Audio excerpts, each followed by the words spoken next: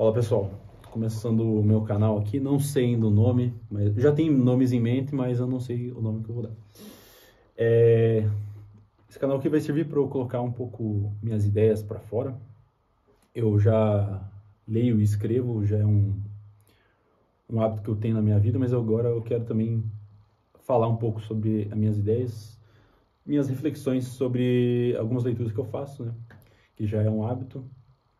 E eu tenho até um projeto aí com os amigos, né, que é a Maximus Leituras. Mas agora estou pensando em expandir um pouquinho isso e falar aqui desse nosso hábito. Enfim, hoje eu vou falar um pouquinho desse livro aqui, que é o A Insustentável Leveza do Ser. Ainda não terminei de ler, só que assim, ele te dá umas pauladas assim com frases que você fica pensativo, assim. Ele é muito bom nesse sentido. Qual que é a história dele aqui? O pano de fundo é a Revolução de Praga, lá de 1968, em que a Tchecoslováquia era um país sobre um regime comunista. Aí vem um governante, que é o Alexander Dubček, isso realmente aconteceu, né, na história, em que ele quer abrir esse governo para deixar ele mais democrático. Só que, nesse sentido, a Rússia começa a fazer uma série de reprimendas nesse governo, e eles não conseguem se libertar desse jugo comunista, vamos dizer assim. E a história se passa nesse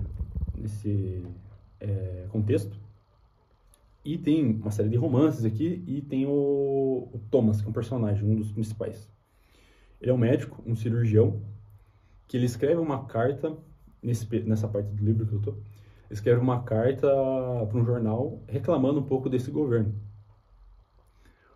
Só que o chefe do serviço dele sabe disso e tem medo, né? Porque o governo pode ir lá e acabar com o serviço deles.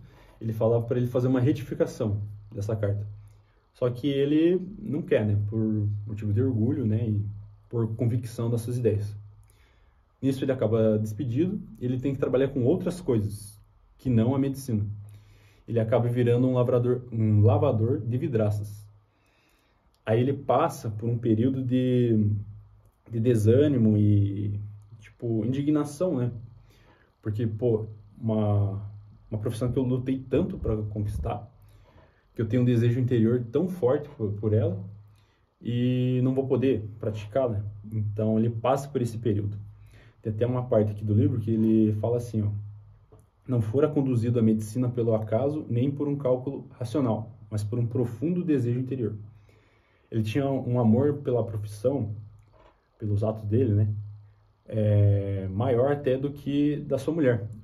A sua mulher, ele nem era casado com ela, tipo, não firmava esse peso do compromisso. Mas com a profissão ele tinha muito disso. Ele tinha esse imperativo fundamental da profissão. Tem até uma parte aqui que eu parafraseei, mais ou menos, né? É bem longa, fala sobre a cirurgia e tudo mais. Que a medicina é uma mistura de ousadia e coragem a fim de reparar a obra de Deus. Por quê? Porque eu acho que Deus até imaginava que o homem poderia matar um ao outro, cometer um homicídio, sei lá, bater na cabeça do outro e o outro morrer. Isso já ia acontecer mesmo, você só acelerou o processo. Mas acho que Deus não previu a cirurgia, que repara danos causados a um ser humano, né? E tem uma parte que fala disso, né? Aí quando ele finalmente vai trabalhar mesmo, né, como lavador de vidraças, ele percebe que, assim, ele coloca na cabeça dele que ele está de férias. E ele sente uma paz muito grande, porque quando ele era cirurgião, ele sentia muito peso. Quando dava errado um procedimento, ele ficava dias sem dormir, por exemplo. Então, ele carregava esse peso dele. Por isso também o nome do livro é A Insustentável Leveza do Ser. Porque ser leve, vamos dizer assim, você voa, você não fica preso no lugar. E ele começou a se sentir leve depois desse trabalho mais simples.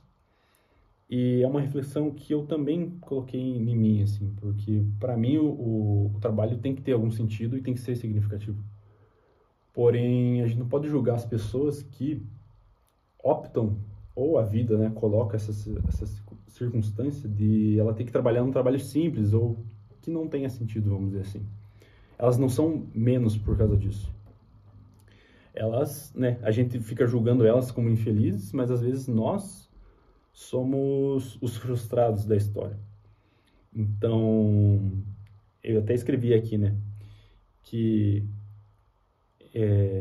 o Thomas, né, ele entendeu que as pessoas são felizes mesmo não tendo o trabalho dos sonhos, porque nem todos sonham com o trabalho. Isso abriu minha cabeça, porque me fez ver o lado do outro, de uma pessoa que tem um trabalho simples, vamos dizer assim. E esse que é o poder da literatura, né? Que a gente acessa histórias que a gente não viveu.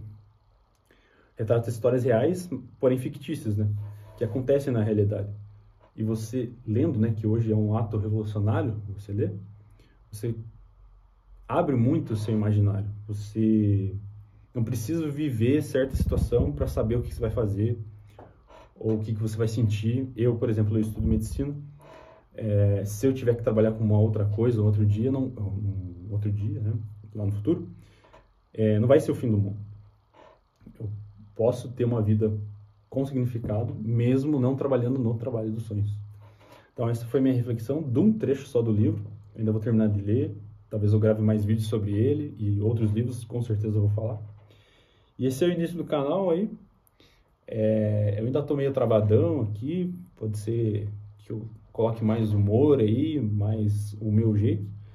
Eu ainda tô, né, vendo o que eu vou fazer com esse canal aqui. Mas eu vou postar e parar de ter vergonha, né, e pôr minhas ideias para fora que podem acabar ajudando aí alguém ou entreter alguém. Beleza, pessoal? Até. Ficou muito melhor. Porra, ficou insano, Pia. Muito melhor. Deitou e rolou. É que tem que rascunhar, né? Tem que rascunhar. Daí... E você falou com leveza agora, sossegado. Você fez as tuas... Entendeu? Então, gravei isso aí, tá?